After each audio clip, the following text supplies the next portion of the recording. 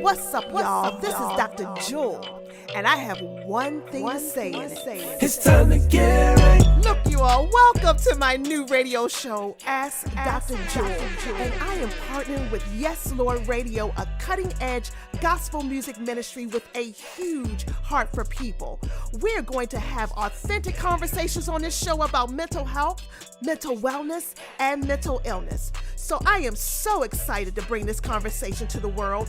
Will you join me for some real talk, some real life, some real issues around mental health? So some of you may want to know, who are you, Dr. Jewyl? And I'm so glad you asked. First of all, first and foremost, I am a child of God. I want to get that off the table first and foremost, okay?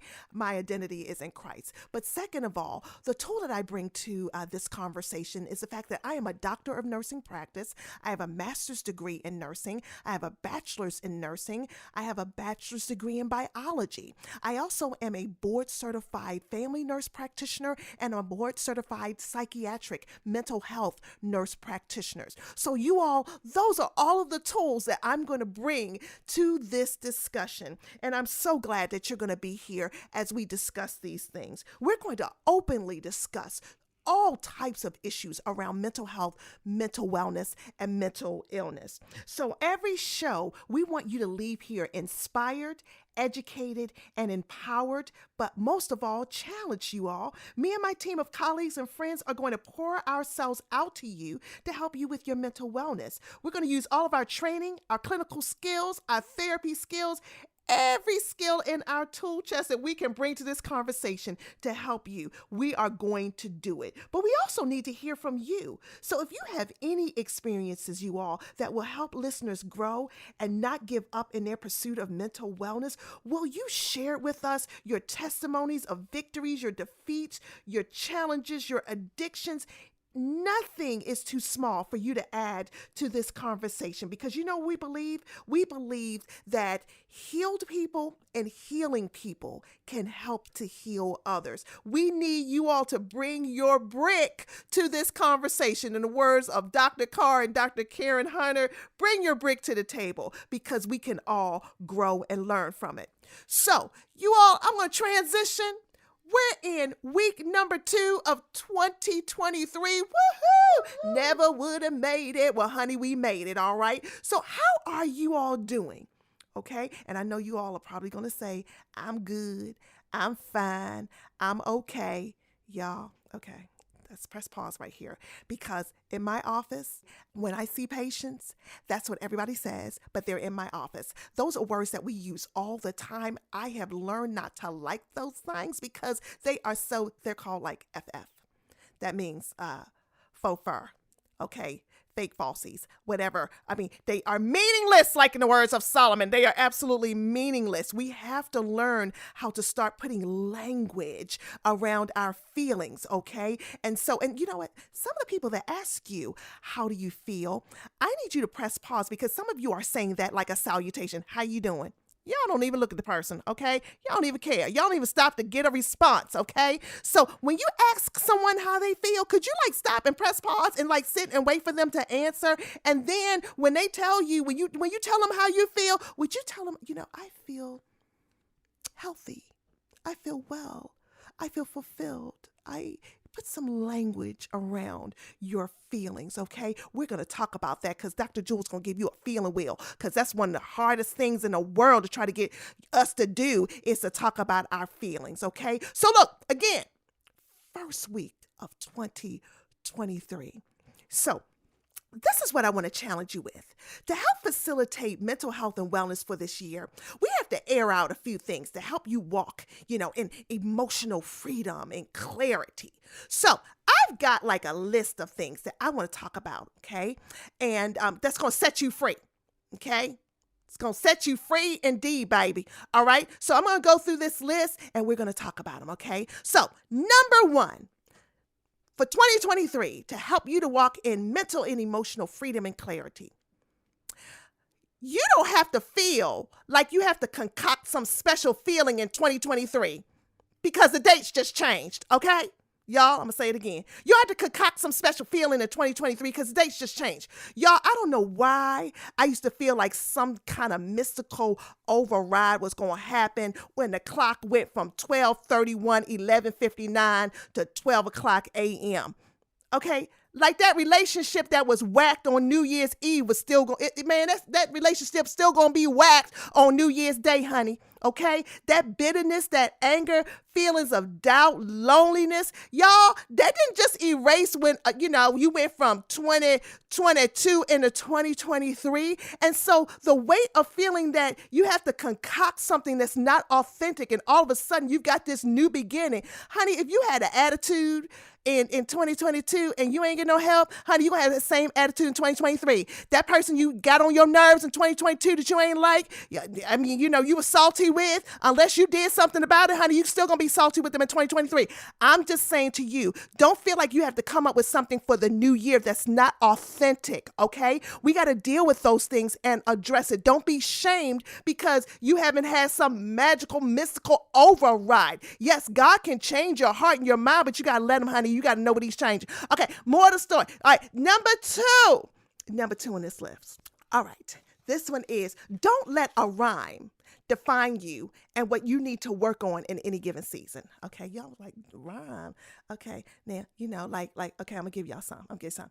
Get free in 2023. Okay? Build a legacy in 2023. Do me in 2023. You know all those rhymes. Y'all know those things that we be hearing on New Year's Eve service. Y'all know what I'm talking about. But look, I just want to share this with you, okay? Though some of those things are very motivational, okay? I don't want it. They're very motivational. Some of y'all may be too free, okay? You don't need to get free in 2023. You need to tighten up. Okay. You understand what I'm saying?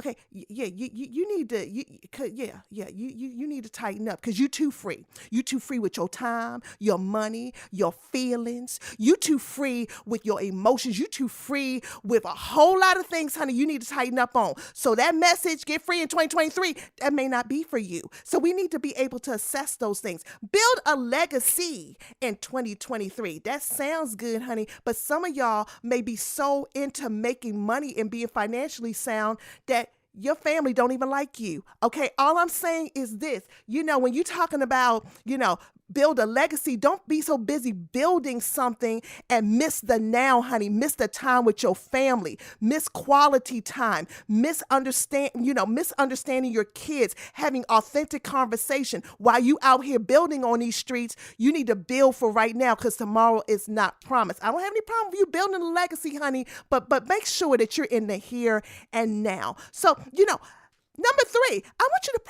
prioritize your mental health and wellness this year. Fight for it, honey. You are worth it. Your mind matters. So prioritize it, okay? Put some respect on it this year.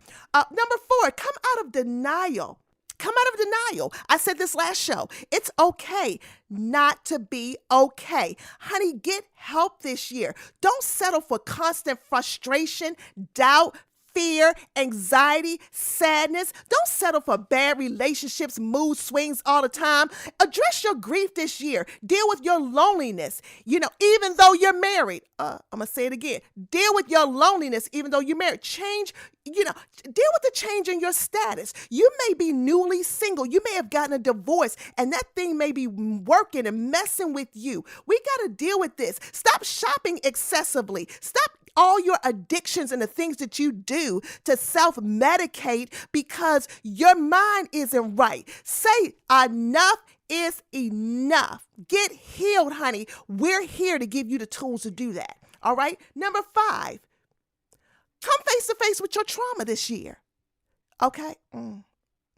Moment of silence.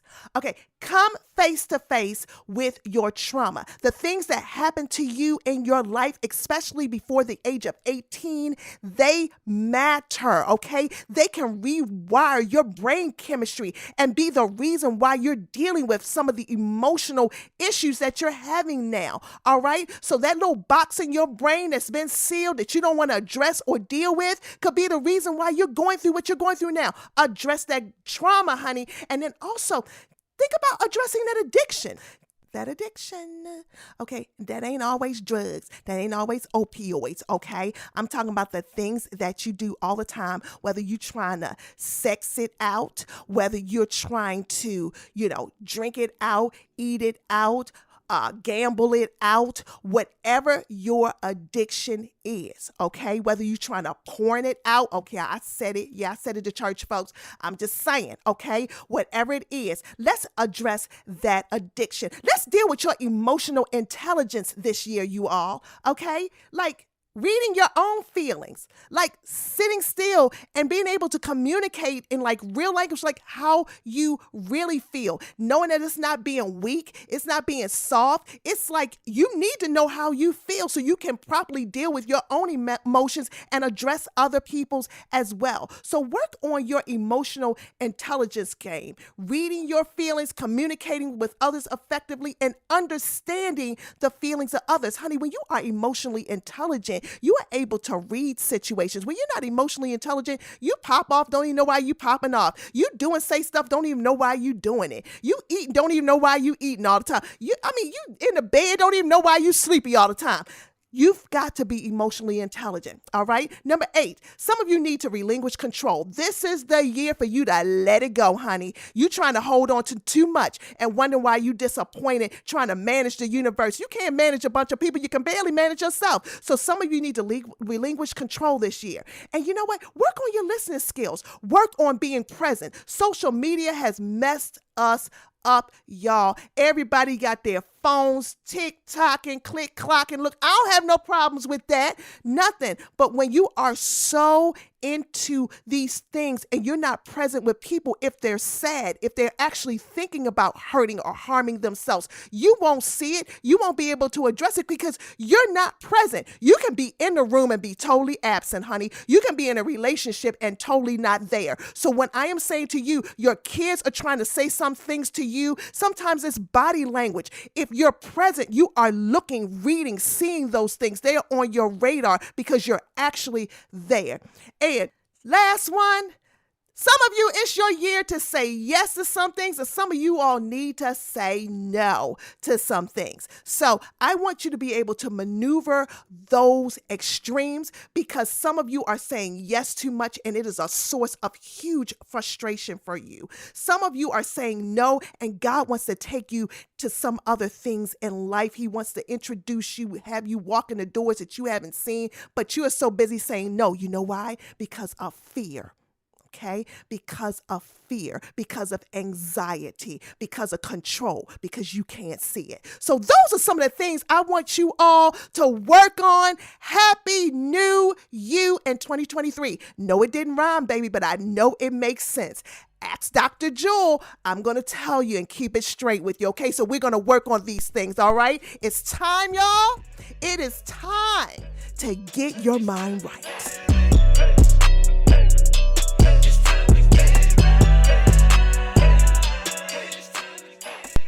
What's up, y'all? So welcome to part 2 of Ask Dr. Jewyl. And what we're going to do in this portion of the show, we're going to talk about a mental illness. We're going to focus on one particular mental illness, and we're going to talk about it a little bit so you'll know about it. And if you have the signs and symptoms of it, you can go to your primary care provider and get a referral to a mental health provider, okay? Or if your primary care provider can handle it, they can handle it right there. But I want you to know about it. So today we're going to talk about SAD. SAD. And I'm not talking about, well, I am kind of talking about being blue. Like my son, when he was growing up, he used to listen to Veggie Tales. And those are like stories, little vegetables tell stories, biblical stories, and that kind of thing. And so there was this one character called Madam Blueberry. And she used to sing this song, kind of used to be like, I'm so blue. I'm so blue, I don't know what to do. Baby, I couldn't think of a better song to describe sad, okay? You are just blue. It is a form of major depressive disorder. So it's depression, but it's like an offshoot of depression, because what makes it so a little bit different and makes it very unique is that it only happens during certain times of the year. And guess when? It happens a lot. In the fall, all right? So you know what? When the time changes and it stays darker longer, honey, like it turns dark at like noon. I'm just joking. But y'all, it turns dark quick. And what happens is that there are people that struggle with depression when the light, it's not as prominent as far as the number of hours of sunshine. They start getting depressed.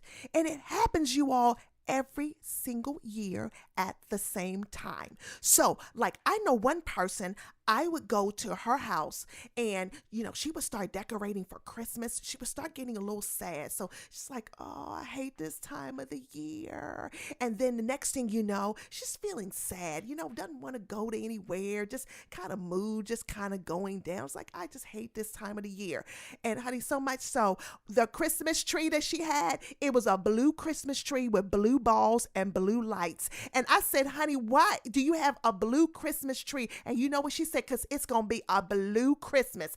That's what seasonal affective disorder is like, honey. You are just sad around that time of the year. And some of the other symptoms that you'll see with it, that you'll kind of, you'll feel sluggish. You want to lay around all the time. You sleep too much. You can't concentrate. You end up like that blueberry is round, honey. That's what happens to you because you gain about 10, 15, 20 pounds because you sit around eating everything. You like craving carbs and everything. You just eating all kinds of sugar and stuff. You start feeling like, oh, why am I here? All of those, it's not that you may not have had little inklings of it before, but you're like, oh, I'm by myself. I'm lonely. I'm sad. Oh, why am I here? All of those things start happening during that time, okay? And sometimes it gets so bad, you all, that people lose their desire to even be around. Why am I even here? Okay? And there's such a thing as passive suicidal ideations. That's where you just like, you know what? It'd be better off if I just didn't wake up. You're not going to do anything. You don't have a plan or anything. But then there are some people that have active suicidal ideations where they actually have a plan. But one thing, again, that's really unique about this is that it happens the same time every year. So if this has happened to you more than 2 years, I want you to get that thing checked. You know why? Because there are some things that we can do to help you with depression around this time of the year, okay? In the fall, if you're the one that gets sad, okay? If you're blue, all right? And so what we treat it with sometimes medication, okay? Don't tune me out. Oh, they talk about medicine, big pharma, okay? You want to talk about, sometimes medication works. That's the best thing, okay? And then, Lady V, when you know anyone that has sad? I've seen a few people like that. I really have. I mean, especially with Christmas time coming up, maybe they've lost a loved one or something like that. And then they, so they just feel like, why am I still here? What am I doing here? And they just get depressed. Yeah. And one thing about sad is that it starts, and then when the spring comes, it goes. You don't have any other real depression in between those times. That's how you know it's a seasonal affective disorder. It's a seasonal depression. Okay. And so just remember that if you're depressed all the time, honey, it's not sad. It's just major depression. Okay. But if it only happens seasonally, and then when that light comes out and spring springs forth, honey, you're like, woohoo, I'm out of the cloud. It could be seasonal affective disorder. So we treated you all oftentimes with light therapy. You may say, Dr. Jewyl, light therapy. Yes, if you go on Amazon, there are light boxes that you can get. And so usually what we'll do is we'll prescribe a light box for you. All right. And what you do, you turn that light box on in the morning when you wake up.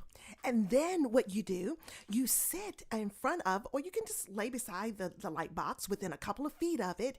And you just let that light shine, and you just kind of, relax with your eyes open. You've got to have your eyes open for about 20 to 30 minutes, okay? And what we're hoping is that that light will help with your mood, okay? Another thing that we do, we also write medications for it to give you during your seasonal depression to help you with your mood. And then we also sometimes will prescribe psychotherapy, giving you tools and different things that you can do to maneuver sad seasonal affective disorder. So I just wanted to throw that out to you. If you know anyone, or if you are that person with a seasonal depression, go get it checked out. Tell them you heard it on Ask Dr. Jewyl. Y'all talk about Dr. Oz, honey. Tell them you learned it on Ask Dr. Jewyl.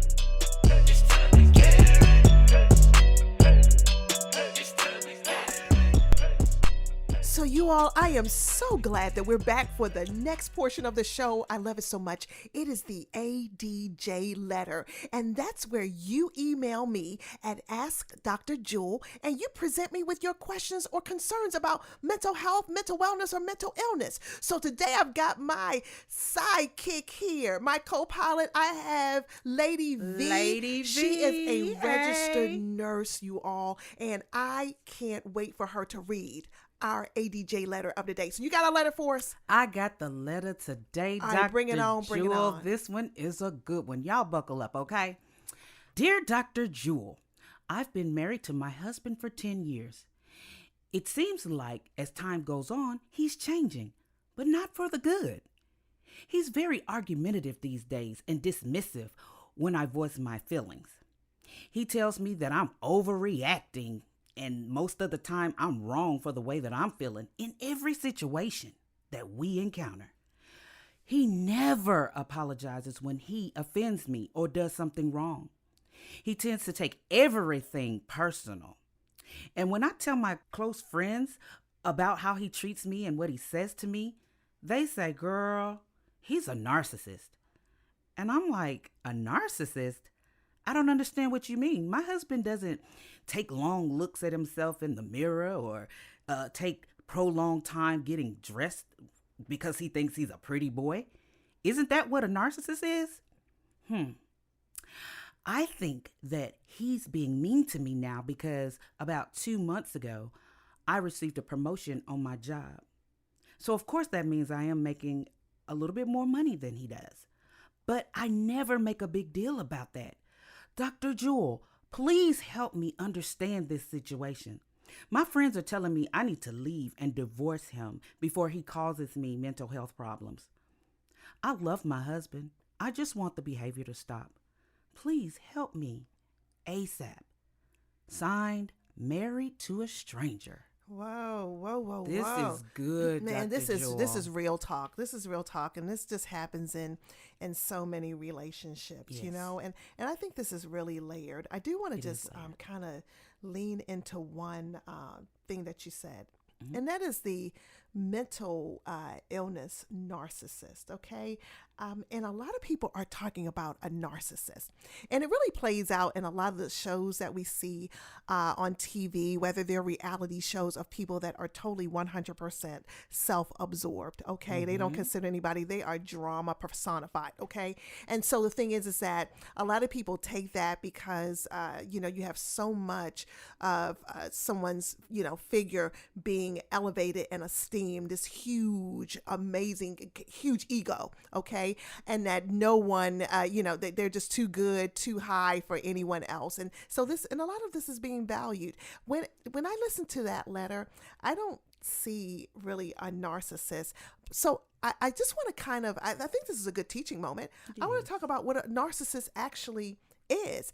And so a narcissist is actually a mental illness, and it is actually a personality disorder. Right. Okay. People like, how do you get it? We really don't know whether it's environmental, genetic, but it is an actual personality disorder. That means the personality is flawed for whatever reason. And this person that's a narcissist, they tend to have a very inflated ego about themselves. They're superior to everybody. I don't really hear that in that letter, but they're superior to everybody. They have to strive to be the best. They have to have the best, be around the best. A narcissist needs to be right all the time. They need to be in control. They have to have the last word. If you are, they have to be the bride at every wedding or the groom at every wedding in this case, and they have to be the person that's deceased in every funeral. You understand? I mean, everything has to be about them. They've got to be the groom or the corpse, baby. Oh, Lord. And then one thing about them is that they lack empathy. They only see things their way. Okay. Their feelings are the only ones that matter. Look, have you ever been in a conversation with someone and all roads lead back to them? Okay, like you may say, I went to, this restaurant. They have to tell you how they purchased a restaurant, how they know the owner of the restaurant, the family of the restaurant, right, how they went on a yacht with.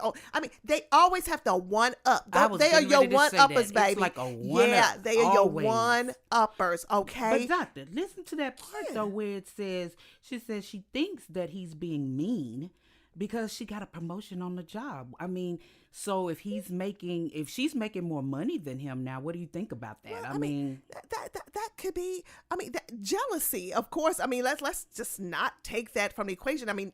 Things don't have to be deeper high. It could be the fact that he's jealous of that. It could be that he hasn't maximized his potential or his earning capabilities. And so he sees that as a reflection of him and what he has not been able to accomplish. Okay. It could be what he thinks as far as his role as a man, that he should be the breadwinner. Mm-hmm. And since that's not the case, then he is not in the role or figurehead position that he feels like he should be in, of authority and power or provision. And so you always have, to look at that. And so it could be a lot of things surrounding that. I don't see this, again, these are things that happen a lot in marriage as people try to figure out who they are, mm-hmm. As people try to maneuver complexities of life. Like, again, have you attain what you want to attain, Right. What should she do though about the part where it says, it says he's argumentative these days. Of course, I think that's probably normal. But the part about the dismissive, when it says, when I voice my feelings, I know personally, I don't like that. If I'm telling you how I feel about something, I'm going to need you to listen. So how should she handle that? Absolutely. Again, it all depends on, who you're dealing with. So all she can do is basically share her feelings and say, if he dismisses them, then she can say, I feel like I'm being dismissed. I don't feel like you are hearing what I am saying. I don't feel like you're listening to what I am saying. I feel, or if he says something or does something that is dismissive, she can identify that thing. See, that's the thing that we need to really be able to express, okay? I feel dismissed when you walk out of the room and ignore what I said. I feel dismissed, or I feel not valued when you don't address my concerns in the conversation. I feel like I am not a value partner in this relationship when you do X, Y, and Z. And so it's really communicating what part of what that person is doing that makes you feel devalued. Right. So it's basically what you've been saying all along. It's using your words and communicating. Absolutely. But I want to give a couple of things about the narcissist, because I want to take this away, because I'm hearing this term a lot. They're very insecure. Okay. And they have no boundaries. They feel like they're entitled to everything. Okay. And so they create drama. Okay. And so they soak up praise, affirmation. They just want everything has to be about them. So, narcissists, watch them. If that's you or somebody you may want to get that checked out. It could actually be a personality disorder. So you all, that is the end of our show. Thank you so much for tuning in to Ask Dr. Jewyl. I hope that you learned something today. I want to challenge you to do this. I want you to set some goals and prioritize your mental health and wellness in 2023. I gave you 10 things to think about earlier today. I also want you to deal with SAD. You know what seasonal affective disorder is now. So if you have seasonal depression, I need you to get that addressed. And if you know someone, honey, that's a narcissist, I need for you to know that that is a personality disorder and they need to get that checked, okay? So if you have a letter that you want to send to us, send it to Ask Dr. Jewyl, that's AskDrJewyl @gmail.com. And you all, we look forward to you tuning in next week on Ask Dr. Jewyl. Peace and a shout out to Yes Lord Radio. You rock. Thank you.